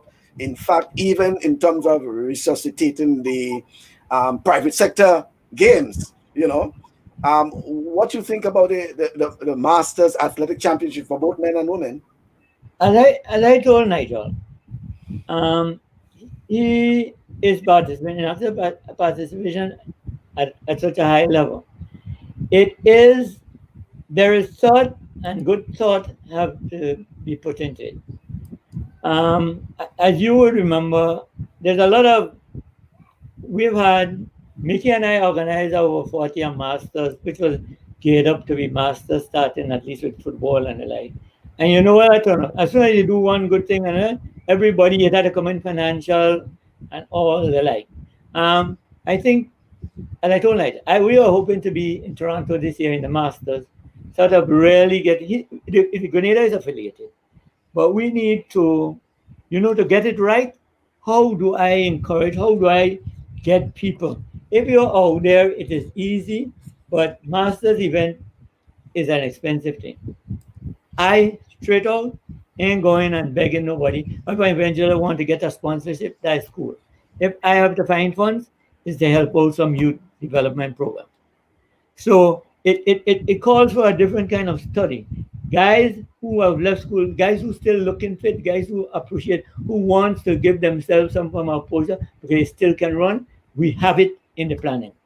I was hoping that it will come by 2020, that we would have been able to come out with a Grenada launch. Um, um, if for the Whitsuntide or so, I know I haven't gone to Toronto, gone to the Masters. I have spoken, and Nigel and I, we have met with some the Bajans, the Trinidadians, and the like, and they are willing to give support. But we have to Grenadians have to realize, first and foremost, and we have to work in realizing that Masters is as good as event as an under 15 event because it could bring someone. You see, you could get mentors. You could get those athletes that who know go out, Goatie Robinson, but don't know who he had the time in there. I mean, that's the way people treat me when I go wrong in something because of maybe what I hear. Well, I could, I well, could, but I can't bring other people in unless it's well structured so that these young people could appreciate it. right, yeah, because here, What do you think? even here in New York, I know I was surprised.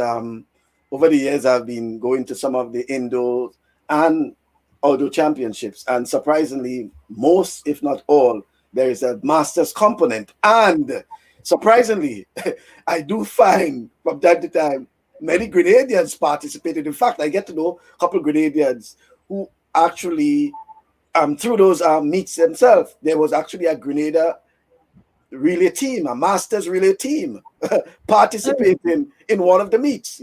So and it was actually guys that probably you didn't even know about back in Grenada, Yeah, competing. So I think it's a good point you're making there. But it's in the making. It's in the making. It's in the making. I mean, I just, unless, as I say, that is one of the problems with us in Grenada. If we don't do it right or we don't structure it, especially in this day and age, whereby, plain talk bad manners again, the youth are not properly trained and molded.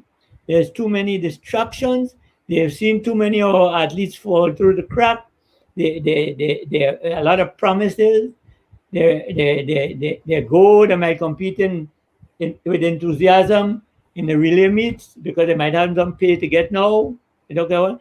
But get them to go and unless you belong to a club like St. David's or you're on a team for Mr. Glean. Well, I ain't too sure about who organizing or unless that's asking who organizing St. Andrews. I really can't answer those questions because I have sort of taken a backseat. Um, I will ensure that all in life that we continue with intercall. Oh, how unfortunate we were because we are all geared up, ready to float with the new um, Republic Bank in the call 2020. All the T's and dots were already crossed and ticked and more or less. Ivan Kayam could hopefully, even though we can't get we'll find some way to ensure because track and field and athletics in an interested athlete's life. It's important, and it's hard work, and it's an individual sport on a team. Guys could run around and play football, basketball, and reach a certain level. One or two might go through. But track and field is, unless you have a club that you're committed to want to develop yourself, right? Or like Dr. Sean Lambert and so who have given. These are the people I know who are willing to come back and give and being involved and do all sorts of things. But how do they do it? These are people who have developed with structures. You have to respect that and respect them. So as I say, we the talent is always there. It will always be there long after our time. It's how we mold it, and we can't give up. No many we are at the age now. People no longer die in the 70s and 80s. They're talking of 35, 40 basic physical people.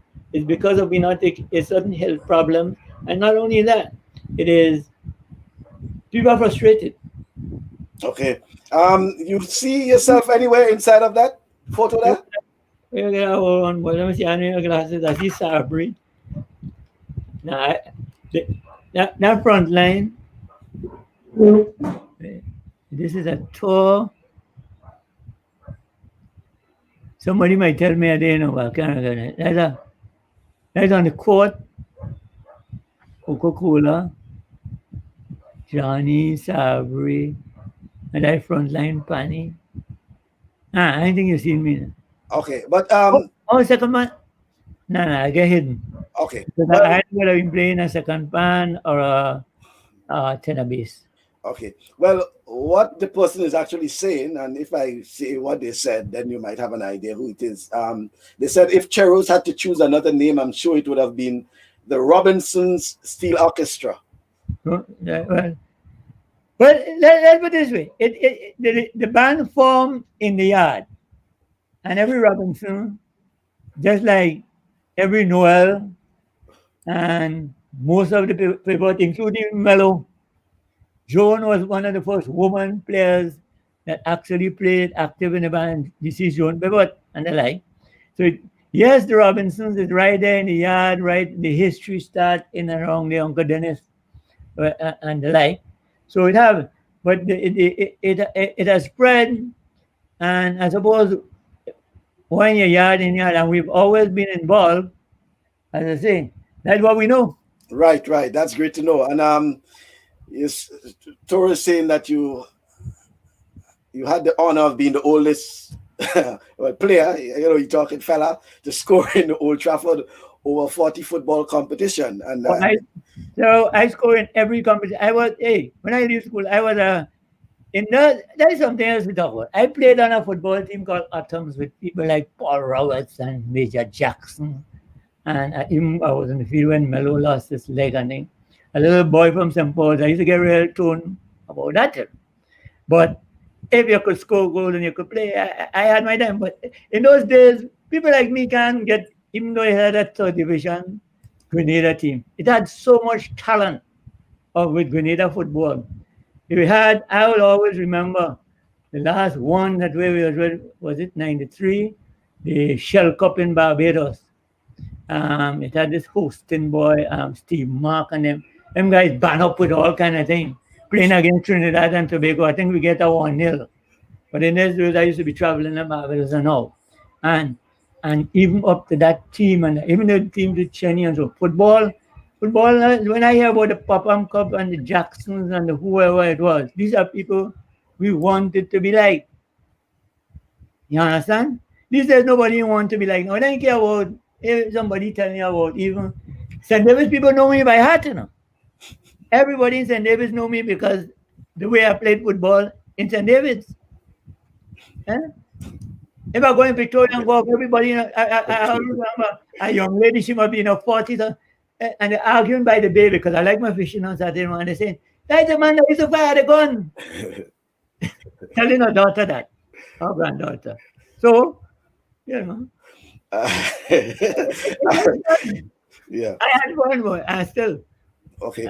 Well, that's good to know, Goatie. Well, Susan did say that all the she said everything except the girls, Yeah. except the My girls. sister Osman played a good netball. Yeah.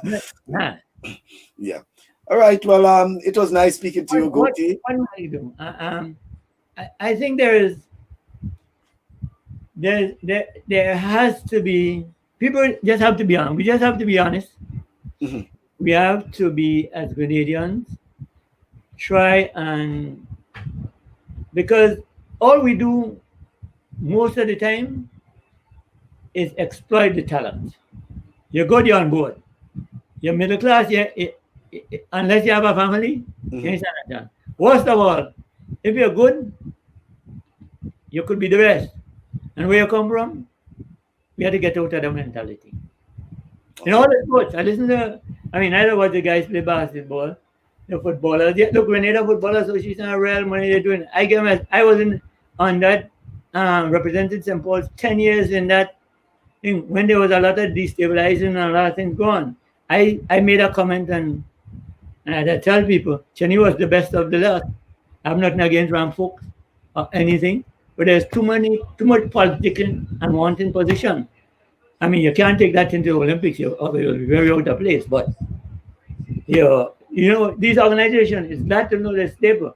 What I have problem is that people, and we could Mhm. use Grenada Football Association. I might be wrong. I'm giving them the kudos, but they must ensure the people they employ have a terms of reference that we as Grenadians must see that they're working. Don't tell me you have a women's football team training, and every year I go and see a Grenadian football team, half of them in on it, or they playing. Where are the successions? And then we go into a big one we're playing against, and we had to look to bring in all foreigners that maybe not even. Hey, that kind of attitude, I have a problem with. You think like GFA who have money. Get it is in, with all due respect to them, it might be happening at a village level, but one person can do it. And if you have a watchman to watch the watchman, Mhm. you're saying this thing, and that is where our administrative level is for. If I volunteer for certain things, them don't know my qualification. They know how certified I am. But Mhm. it's good. He had the time already. That's the attitude. I have no problem with it. Well, let's hope that that changes, and That's it has to. yeah, and also I'm wishing you all the best in terms of your legal, issues. Hey, that's behind the line. That is the only last thing I ever think. But the day it happened, it happened. And it Yeah, will. But well, yeah, I have Vida is my friend. We talk, we chat, and wherever we're going, but that is their way of operation. yeah, But but that I there's no don't, I don't think it's anything against Vida. I think it's you it's a dealing with structured organization. the principle of the organization. Yeah. I plain out. I Yeah. don't have any problem with any of them. Okay then. Well, great to know. And as Edwin Sam said, great session, Goatee, and uh, whoops, Adrian Spaceman Mitchell, future program, Ashton Henry and Siobhan Brown. Yes, we do have space for all these, but we have quite a number of folks lined up for But you could have bring them. Oh yeah, the waste time with me, but from the program. Well, as Clem says, find the right physicians to heal the fractures in the culture and sports. Notice all members are singing the same tune in different keys with default song systems. Definitely, Clem. I think we do have a lot of work to do in terms of getting that. But Goatie, I want to thank you for your insight, and I know it took quite a while for you to be on the program, but it's always good to have that conversation, that open conversation, and for folks who may be listening, we're trying to do a sort of mix and get from those folks who from the 60s, the 70s, the 80s, what it was like. And we can probably chart a course, and I think I hope that as I told you when you asked me, I hope that will be the outcome of all that has been because we've tried.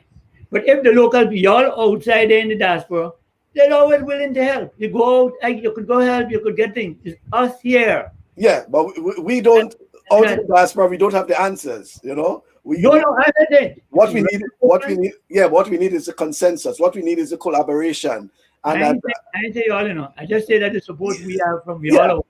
Right. Well, I understand. I understand. And the support we have been given, folks like Depredine and others, Margaret and a host of folks who have been making suggestions, and they have had the the experience in terms of going, attending, being exposed to those sort of international, sporting, meets and what have you and things I like could that. afford it. Well, some people do say that, but No, it's I just appreciate it. I mean, I just yeah. making But I think sometimes, and you mentioned the word appreciate. I think sometimes for those out, I think it's just the word appreciation. They're willing to assist. They're willing to support. They're not looking for anything, but as you said, is the appreciation. Sometimes I know Hazel and Joel and a host of athletes I've spoken to. They have spoken to the program. Some of them I've spoken to them independently, and privately, and they're all willing to assist. They go home at times. They do go home at times, what, and do that. What do you want from us? How could we? But you see, it's always about what you could give us. It's really not what you want to do. It's just as I telling you, I want your program to not be like, just a talk like how we talking, but at least people really somewhere along the line that you will collaborate, you will share, something will end up good during this COVID period, and giving us enough time mhm. to think and how we put things together. Yeah, fair enough, Goatie. Thanks very much. I appreciate. Okay, Not, no problem, bro. all the best. Okay, then that's George Goatie Robinson giving us quite a lot, and thank you, folks, once again. And thank you for viewing, and don't forget to join us on Thursday for Talk Sports from 6:30 p.m. for another program. And then next Saturday, we'll be joined by Mr. Cecil Greenwich, the former sports coordinator. And then the following weekend, we'll have former West Indies wicketkeeper batsman Junior Murray to wrap up the month of October. Yes. So 2 more Saturdays, Cecil Greenwich next Saturday, and then Junior the Ninja Murray will be with us the final Saturday in October. That's the 31st. So until then, stay positive, test negative.